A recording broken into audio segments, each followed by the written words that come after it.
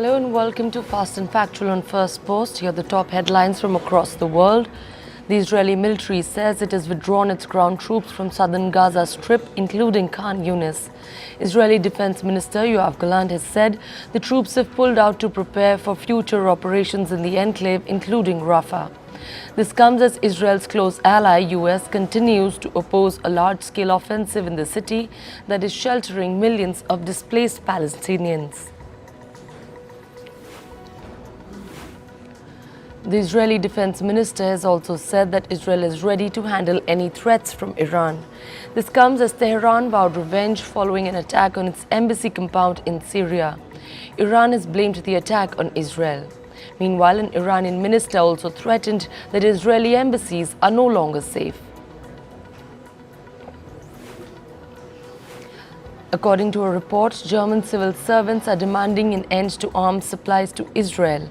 A group of German civil servants have written to Chancellor Olaf Scholz and other senior ministers. They have called on the government to cease armed deliveries to Israel immediately. Around 600 civil servants have reportedly voiced their support for the initiative.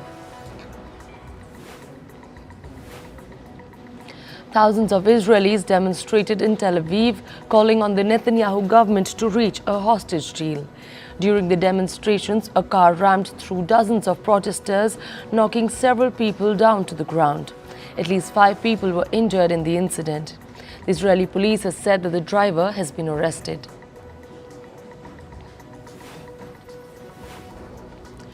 Russian Foreign Minister Sergei Lavrov has arrived in China. The Russian Foreign Minister is expected to meet his Chinese counterpart Wang Yi. According to the Russian Foreign Ministry, the leaders will speak on a series of topics. These include the Ukraine war and tensions in the Asia-Pacific.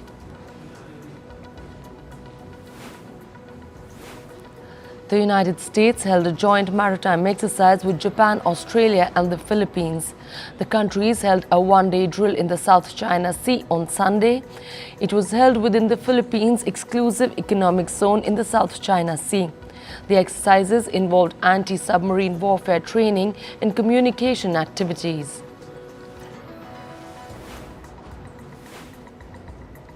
Meanwhile, the Philippines President Ferdinand Marcos Jr. said the conclusion of the maritime exercise will likely reduce tensions with China. He's called on Beijing to hold a dialogue to ease hostility in the South China Sea. Marcos added that this will help prevent more incidents like the ramming of vessels and using of water cannons in the disputed region. A senior Australian lawmaker met with Taiwanese President Tsai Ing-wen. During the meeting, the Australian official touched upon the sensitive subject of security cooperation. He said that amid a changing political landscape, security cooperation between Australia and Taiwan is quote-unquote paramount.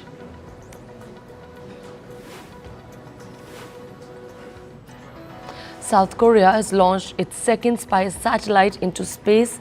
This comes amid its heightened animosity with North Korea. Last year, both countries launched their first spy satellites. While Pyongyang launched it in November, Seoul's launch followed closely in December. The country had said that the spy satellites would boost their abilities to monitor each other.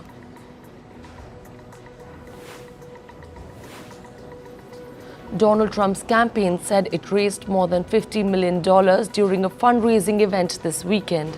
It set a record for the biggest single-day fundraiser yet. The event eclipsed Joe Biden's fundraiser with former presidents Barack Obama and Bill Clinton in New York last weekend. Biden had raised over $26 million at the event.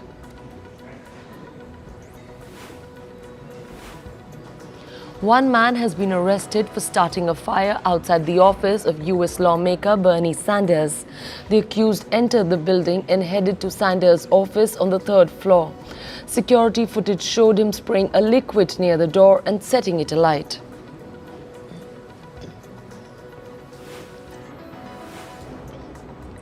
Mexico has welcomed the return of its Ecuador embassy personnel. The officials returned after Mexico and Ecuador abruptly broke ties last week. This after Ecuadorian police raided the Mexican embassy in the capital Quito to arrest graft-accused former Vice President George Glass. Earlier in the day, Glass was offered formal asylum protection by Mexico. Ecuador called the move unlawful and illicit.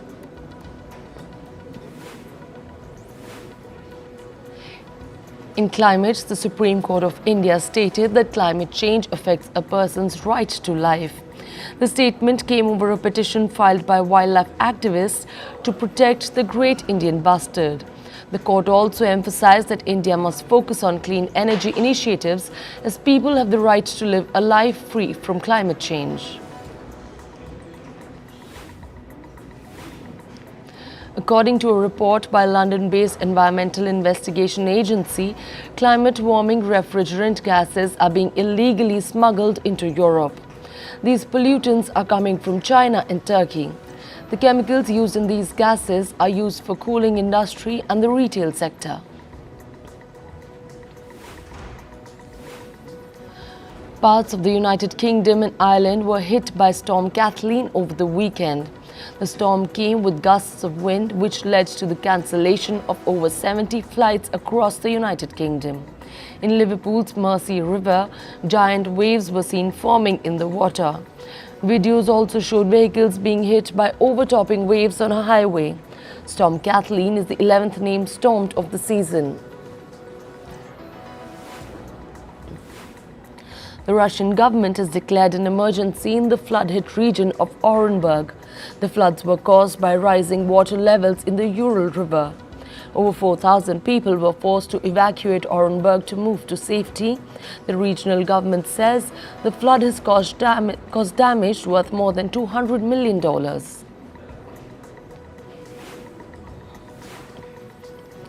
Meanwhile, in Australia's South Wales region, a natural disaster was declared due to widespread flooding. This led to the rescue of over hundreds of people in 300 homes. Over 5,000 volunteers have been deployed to help the government. This is the region's seventh flood in the last 18 months. Meanwhile, torrential rain has caused flooding in southern China. Houses and streets in the low-lying areas of Guangdong province were submerged in water due to the continuous downpour. The provincial meteorological department activated a low-level emergency response to handle this situation. A town in Austria experienced the country's earliest ever recorded heat day in 2024. Heat day is when mercury levels touch at least 30 degrees Celsius. The town became the nation's first place to hit a temperature of 30 degrees Celsius this early in the year. Austria has attributed this to climate change. Authorities in Greece have raised their wildfire alert to high risk. This comes after dozens of blazes broke out in the region. Over 71 fires were recorded in a span of 12 hours. According to the ministry, strong winds in the region are making the situation extremely dangerous for the outbreak of fires. These people sustained minor injuries as a result of the fire.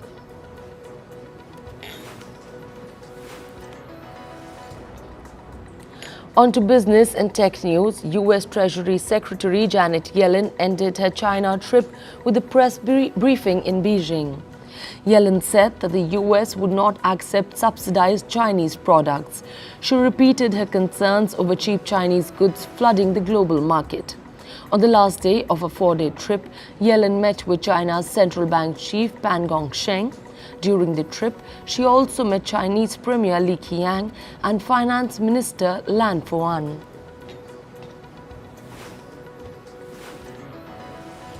A petition has been filed to dissolve Chinese real estate developer Shimao Group.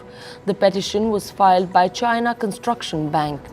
Shimao is accused of not paying over $200 million in debt to the bank. The firm has already defaulted on nearly $12 billion in foreign debt. This comes as the Chinese property sector has been mired in crisis.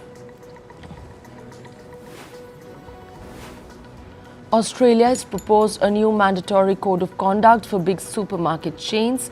Grocery chains like Woolworths, Coles and Metcash will come under the new rules. The code of conduct lays down rules for grocery chains to deal with farmers and other suppliers. Australian farmers.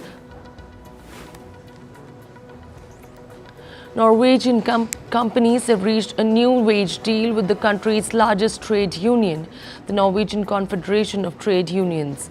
The deal proposes to hike workers' salaries by 5.2% in 2024. It is expected to benefit around 14,000 private sector workers in the country. The wage deal also averts a major strike proposed by the workers' union.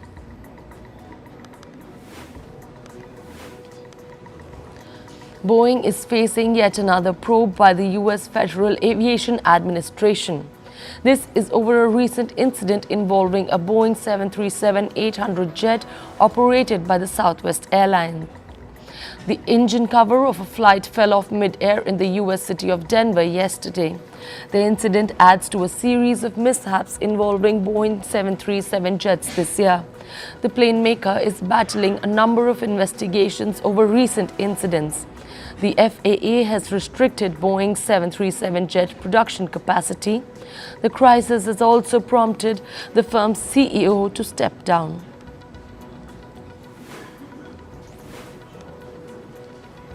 Canadian factory workers of plane maker Airbus have rejected a new wage contract put forward by the firm.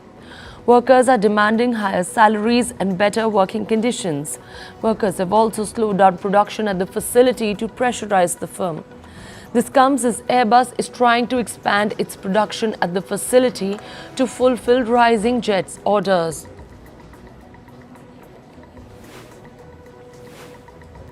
Tata Group-owned Air India is reportedly planning to send some of its pilots to Vistara Airlines.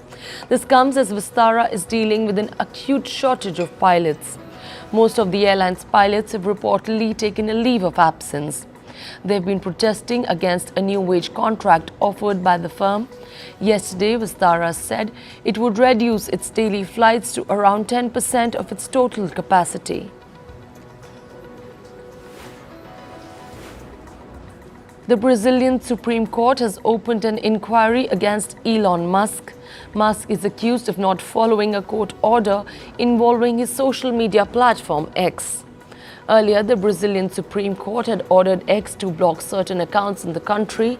However, Musk opposed the decision, calling it unconstitutional. The court has threatened the firm with massive fines if it fails to comply with the order. Canadian Prime Minister Justin Trudeau has announced a $1.8 billion investment to boost the country's artificial intelligence capabilities. A major chunk of the investment will be used to enhance Canada's AI infrastructure. Trudeau has said that the investment will help create AI jobs in the country. US lawmakers have agreed on a new data privacy bill. The bill has been under debate in the US Congress since 2019. The latest draft of the bill proposes to restrict tech firms from selling personal user data.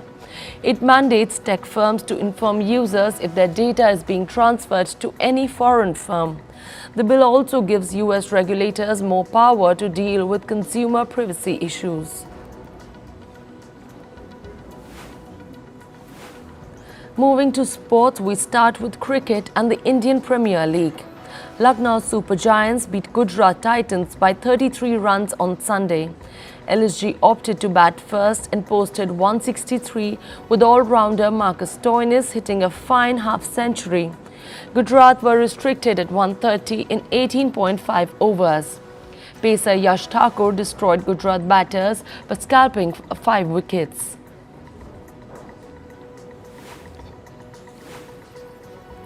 Lucknow Super Giants' new pace sensation Mayank Yadav faced an injury setback. He suffered a side strain during Sunday's IPL match when Lucknow took on Gujarat Titans. Mayank came to blow in the 4th over of Titans' innings. He conceded 13 runs in that over and did not play after that, even as LSG beat GT.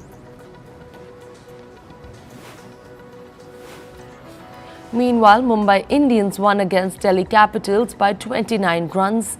Mumbai was put to bat first after Delhi's skipper Rishabh Pant won the toss.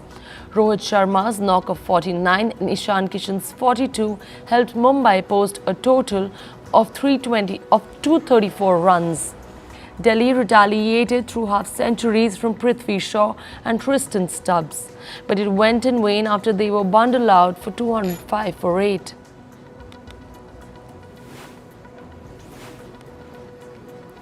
In football, Liverpool played out a 2-all draw against Manchester United in Sunday's Premier League match. Luis Diaz struck the first goal to put Liverpool ahead in the first half. Bruno Fernandes levelled in the 50th minute before Kobe Meno doubled the lead for United. Mohamed Salah came to Liverpool's rescue with his goal to end the match in a draw. Sheffield United held off Chelsea to a 2-all draw in the Premier League. Thiago Silva opened scoring for Chelsea just 11 minutes into the game. Jayden Bogley evened the score in the 32nd for Sheffield United. Chelsea restored the lead again in the 66th minute through Noni Madueke. But Sheffield salvaged the draw via Ollie McBurney, who scored a stoppage time equaliser. Arsenal crushed Brighton 3-0 in the Premier League this weekend. Bukayo Saka scored a first-half penalty in the 33rd minute. The other two goals came from Kai Havertz and Leandro Trossard. The impressive win took the Gunners on top of the Premier League points table.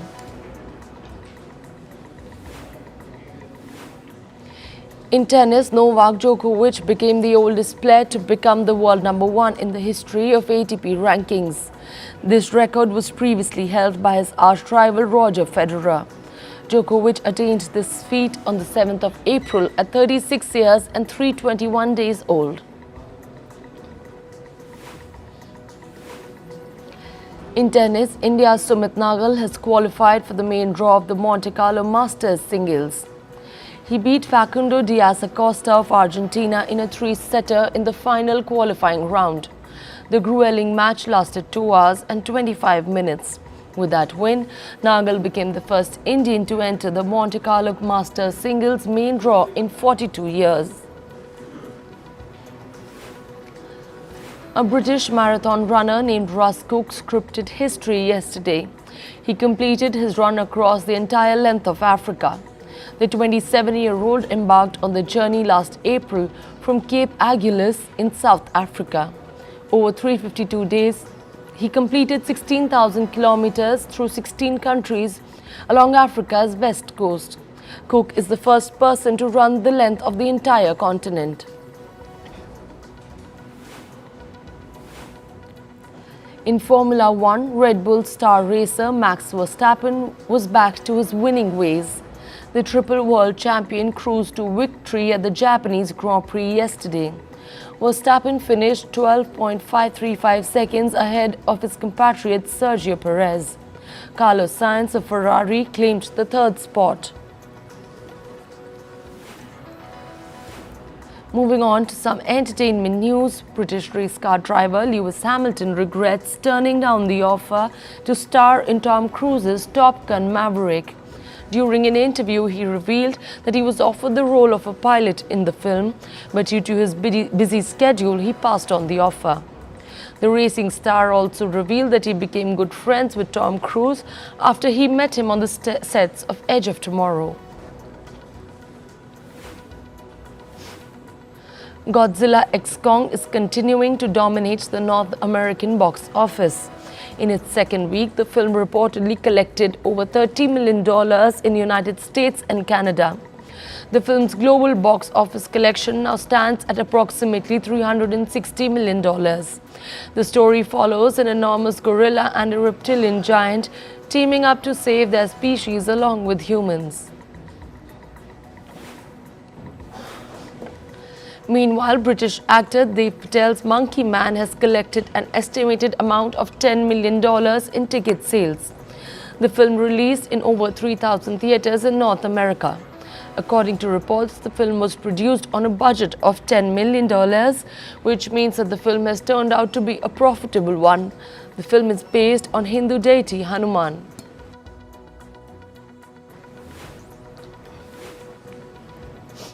Indian film Hi Nana, which translates to Hi Dad, won the Best Feature Film at Athens International Art Film Festival. The film features actor Nani and Mrunal Thakur in the lead roles. The story is about a single father who looks after his sick daughter. The film released in theatres last year in December. Disney has announced the release dates for some of its upcoming films. The iconic duo of Woody and Buzz's Toy Story 5 will release in July next year. The highly anticipated live-action remake of Moana will be released in November this year. Additionally, The Mandalorian and Grogu will make their big-screen debut in May next year. The upcoming show, Becoming Karl Lagerfeld, was premiered at the Cannes. According to reports, the premiere received a standing ovation lasting 3 minutes. The show is about the late German designer Karl Lagerfeld's career and love life. It will stream on Disney+.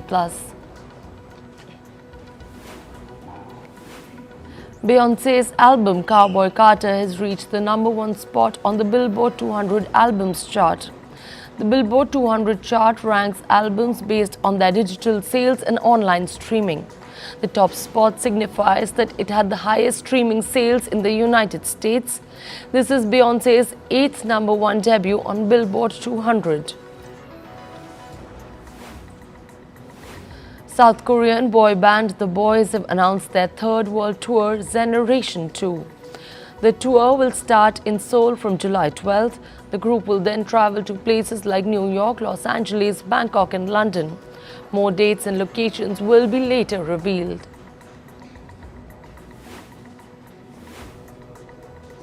One of rapper Drake's All A Blur tour concert